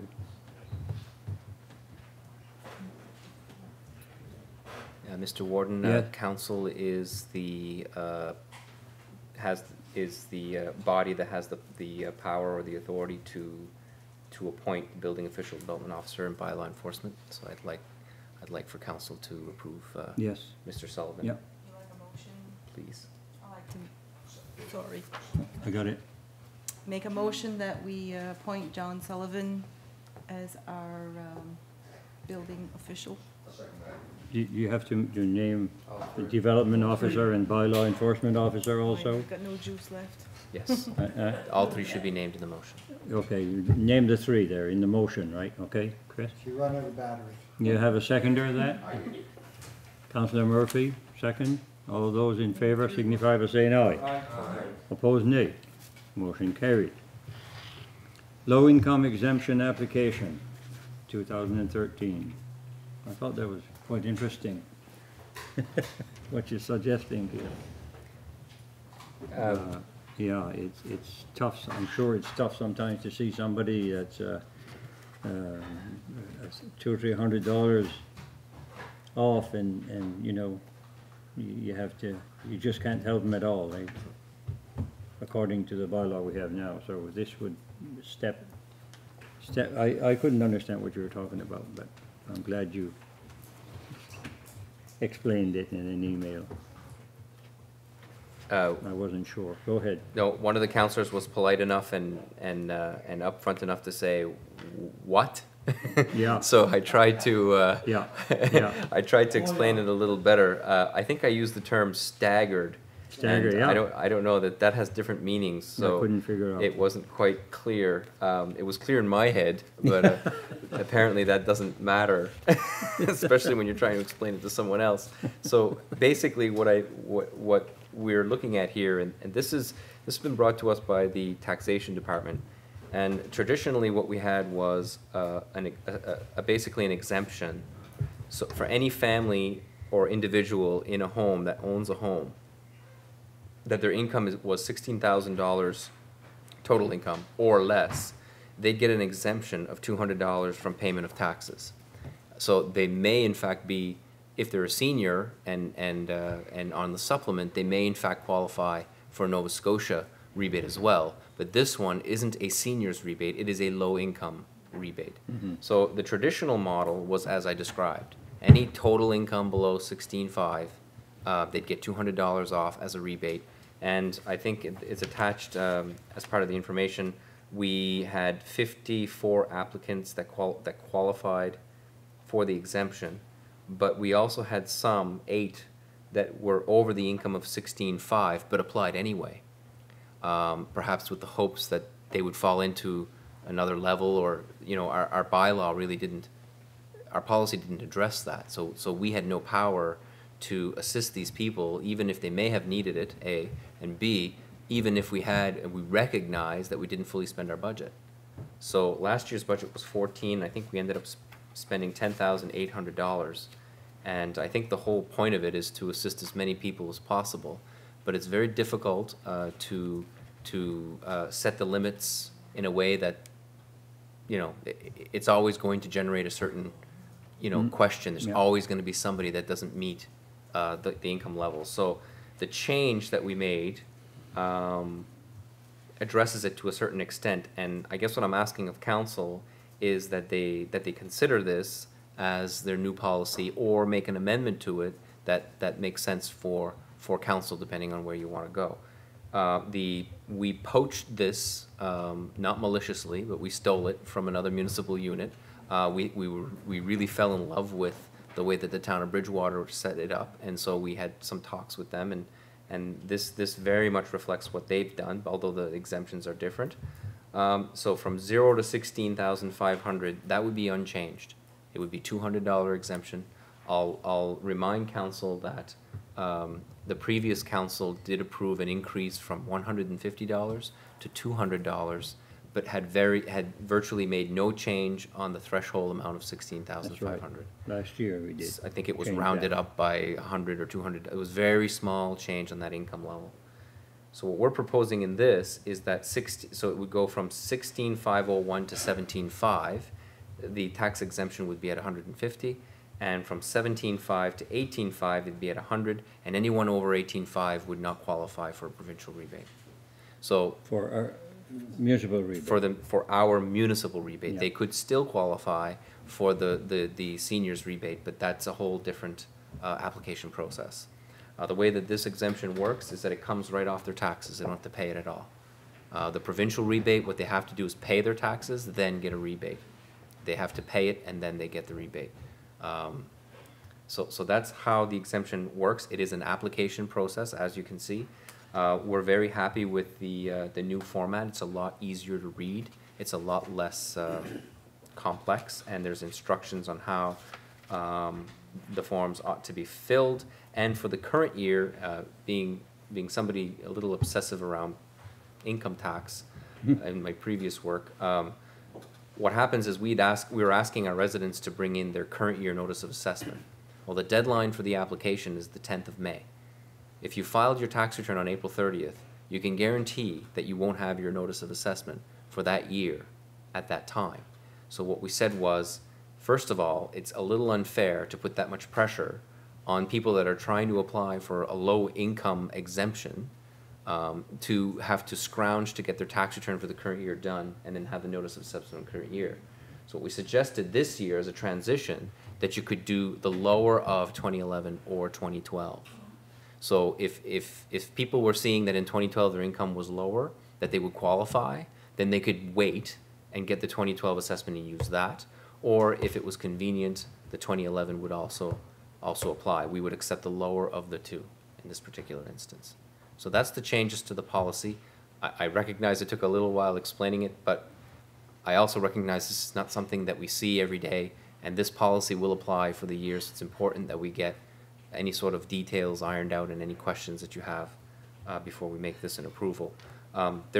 We would like to advertise this in the newsletter, but depending on when you want to make the decision will depend on what we actually put in the newsletter. So the newsletter deadline will be, for information, would be the end of the week. I don't think that should pressure you to make a decision. We can talk about the exemption, perhaps not be as specific about it in the newsletter as we perhaps could be if a decision was made, but we can still provide a lot of information on the newsletter as well. We just think it's important that people know that it's there.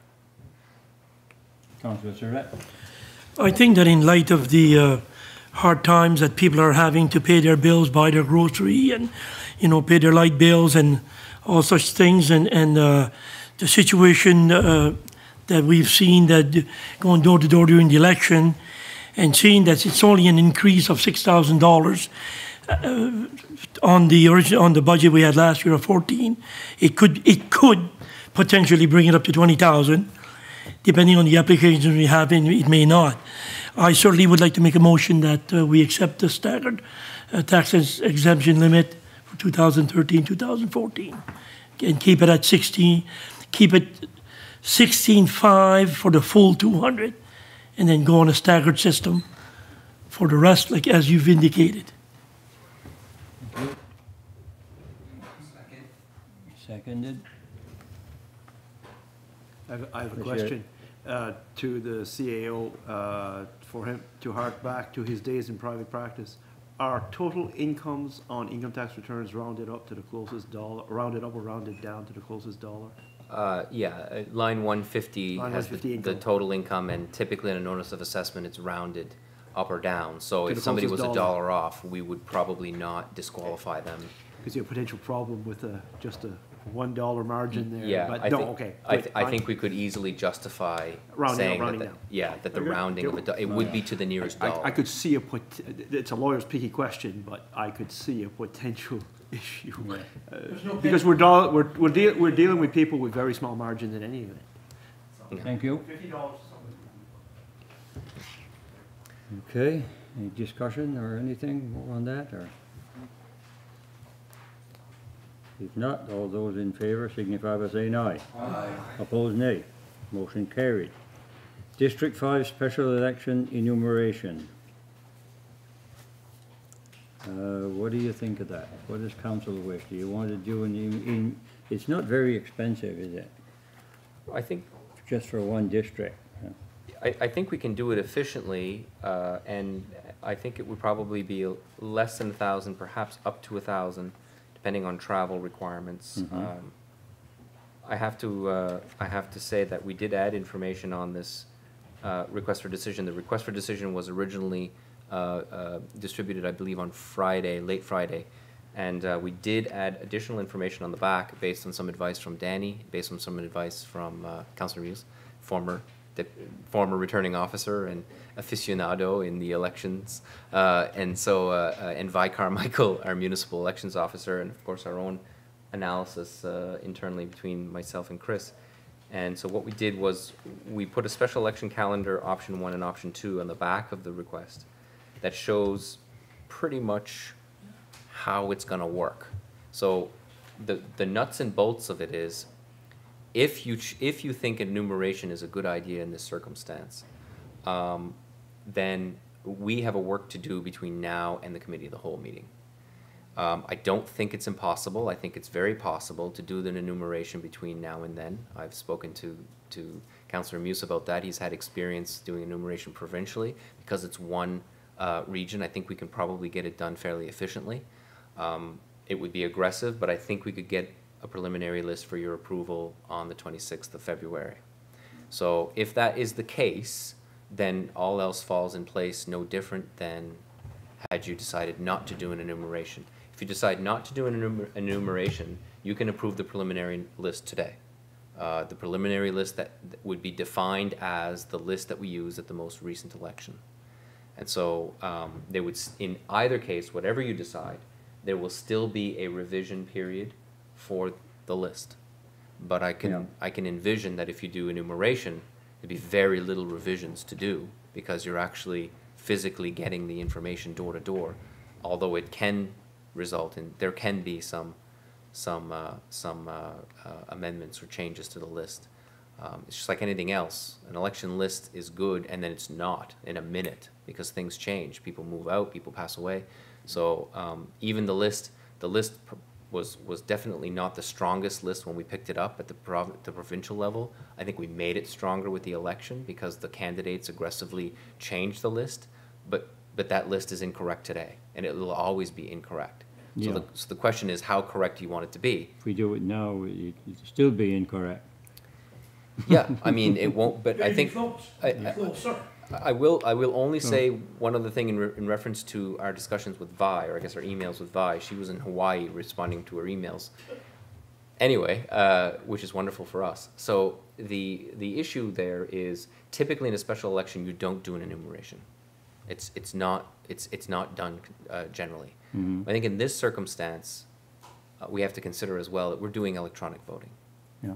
So we've heard some of the comments in the community about e-voting and what their concerns were. And the concerns were that these PIN numbers are being delivered to people that either don't exist, have passed away, have moved away, and the opportunity is there for a criminal activity. And it is a criminal activity. It's illegal to actually vote somebody else's PIN. So if you do an enumeration, in this particular instance, it won't eliminate that, but it will certainly address it to a quite an extent. And so ultimately, I just wanted to share that piece and leave it to you for discussion. Councilor LeBlanc. Excuse me. I'm just curious how we can tell how accurate an enumeration would be. Sorry. Are we looking to get 2-3 people from District 5, that district, to go around door to door and verbally asking Yeah. who in this house is eligible to vote? Is that how it works? Yes, pretty much. So what we would do is we'd have probably 4 people, Mhm. 2 from probably the Quinnen area, 2 from Mhm. the SAR area, familiar with the district, so they can you know, do it efficiently. There are laws and there's a very specific process that Okay. they have to follow. They'd have to be trained by us. Right. There are forms already pre-done, and it's basically going in the home and saying how many are you in the home, how many are above the age of 18, how many are eligible to vote, how long. And what if A, nobody's home, B, you're uncertain if the You go home back. is vacant or not? I'm just curious, is it worth the money if this isn't really going to make the list better? I'm trying to weigh the options here. Definitely we don't want any more drama than there already has been around the District 5 election. So I think if an enumeration would cause the list to become 100% accurate, I'm all for it. But if the pros don't outweigh the cons is what I'm saying, I guess. The list will not be 100% accurate. Okay, 100% is a bit optimistic, but Very close. We'll have some. It will improve the list. I'm very confident in saying that it will improve the list because it will deal with some of those that we don't know. I'll say that, like, I think it was 74% that voted in District 5 in the last election. Well, or 76. Well, there were 24% that didn't vote. How many of those people were even there? yeah. So we would go to every home. We wouldn't just focus on those who didn't vote. But it would improve the list, but it'd still be. Well, given the drama already surrounding this special by-election, I think it would probably be prudent to do an enumeration. I'll move as far as make a motion that we do the enumeration for District 5. Thank you. Councillor Muse, did you want to?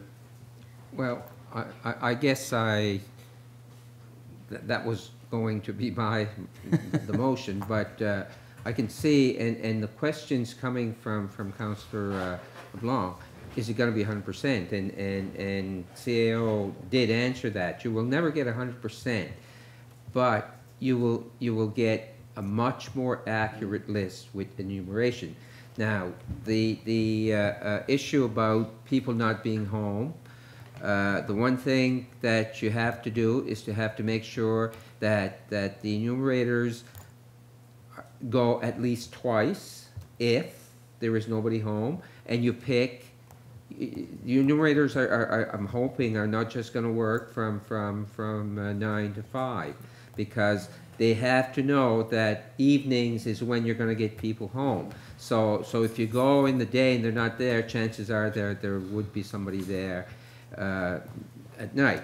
As far as the houses that are vacant, if you're from the area, which is what you try to do when you enumerate, chances are you're going to know which houses are occupied, and I'm meaning occupied, meaning not. I don't mean not just occupied today, but they're unoccupied. Nobody lives there. People from the area usually know that. One way of enumerating, and I don't know that we have the option to do that here, or the method to do that here, is when you print out what's called the index sheets. In the provincial one, I had we had the opportunity to print out an index sheet with the names on there already. So it made it easier. It was more of a confirmation. We may not have that option to do that here. I don't know with the list. It makes it much easier because when you go to a house, the names are listed, and then you can say, well, is that person still here? And then you know that person is no longer, like they say, well, no, he's moved out west or whatever, and then you have an option to delete that person. That's just something that we probably won't have the option of doing. People are just going to have to go and say who lives here.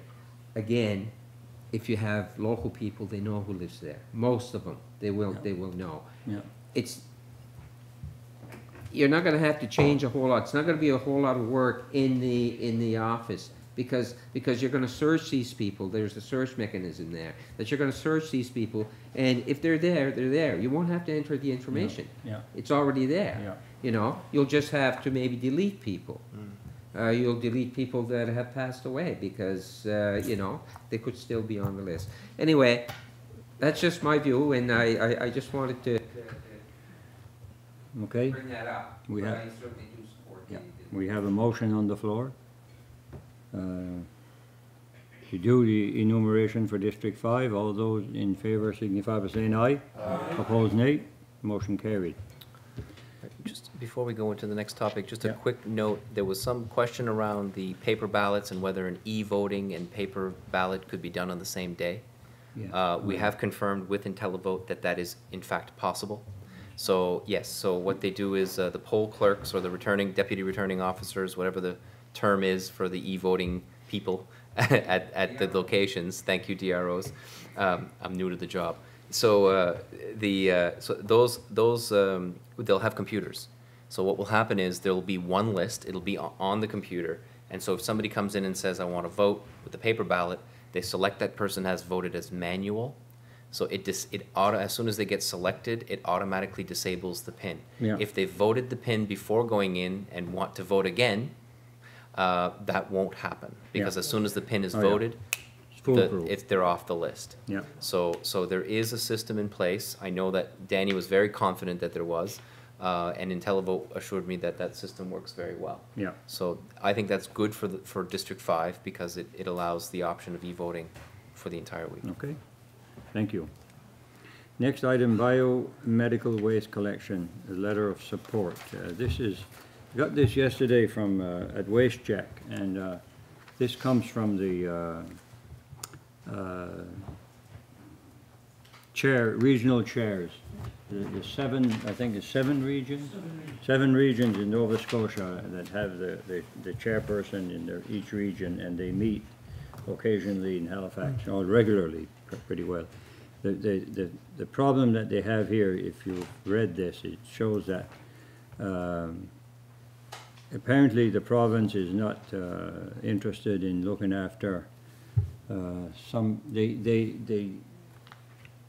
your pharmacies will give you a container to put your test strips and stuff for diabetes things and all that stuff. But you have a lot of people that do some of their own things at home, like dialysis, and they throw everything in the garbage. And they want the government or maybe the health department to look after, to have a plan to look after that stuff. I mean, this stuff goes out in the garbage and dumps out on the floor, and you have tubes that still have blood in them, and you know, and it's not very safe for the workers, and it's just a letter of support to help to support this group in trying to get the Department of Health to look after that, or do something, you know, to collect this, or have a way to do it, because there's more and more people doing their dialysis and things like that at home, and so what we're looking for is a letter of support. Yes, Councillor So Book? you want a motion for a letter of support? Yes. I'll Yeah. make the motion that we send a letter to support. Seconded. It's been moved and seconded. All those in favour signify by saying aye. Aye. Opposed, nay. Motion carried. The other thing I had added to the agenda was a discussion with Calvin on the way here, the Deputy Warden. Last meeting, he gave up his seat on the ASTA board, and I took over, and he said, if you have a trade, I'll take a trade. So he agreed to take on the Waste Check, replace me on the Waste Check Board of Directors. So if council so chooses to make a motion to that effect. Second. It's moved and seconded, and I'm sure you accept, you told me you would. All those in favour signify by saying aye. Aye. Opposed, nay. Motion carried. That meets 5, 6, 7 times a year about, yeah. Correspondence and for information, Order of Nova Scotia, you've seen that. We have a poster out on our bulletin board too. If you want to nominate somebody for the Order of Nova Scotia, gives you the criteria, and I think the deadline is the end of Friday, March the 15th? Yeah, March the 15th.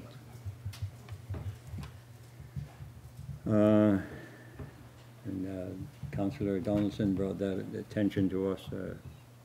Maybe it would work for somebody like Adams, you know. Financial request, district community grant, Plymouth Community Hall. Yeah, I just, you know, if council would support me in giving Plymouth Hall one of the $500 of my district community grant, and it's to help the Plymouth Hall with they need fixing up a little bit, a little bit of maintenance. So I'd like to ask council to support that for me. Yes, I do. I'll second it. Thank you. Moved and seconded. All those in favor signify by saying aye. Opposed, nay. Motion carried. Notice of motion by councilors. Anybody have a notice of motion for a future meeting? If not, we'll go to question period. Any questions from the audience? If not, we'll entertain a motion to go to recess and go in camera. So move. Recess for 5 minutes. I'll second it. 3 minutes. 3 minutes. One cigarette. One smoke. All those in favor signify by saying aye. Opposed, nay. Motion carried. Yeah. You do have an